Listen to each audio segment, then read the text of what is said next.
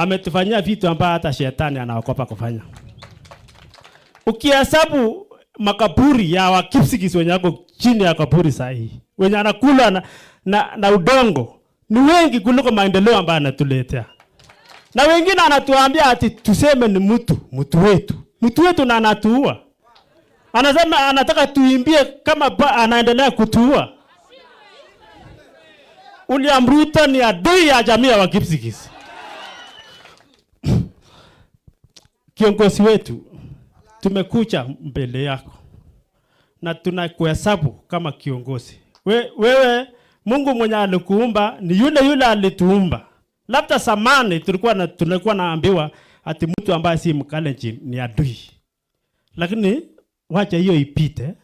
Saa hii tumepokea Mungu ambaye alituumba sisi wote na alikuwa na sababu. Akaweka Mkikuyu Kenya, akaweka Mjaluo, Mluya, na sisi wote ni viumbe vyake. Ni vyema tujiite sisi wote ni mandugu na madada. Simama na sisi. Unajua mashamba, kuna shamba ya Sambure, kuna maneno yenye iko hapo. Kuna siku tena hii Brown alisanya viongozi wengine akaambia sijui atapea 1 billion. Na hiyo 1 billion Bomet na Kericho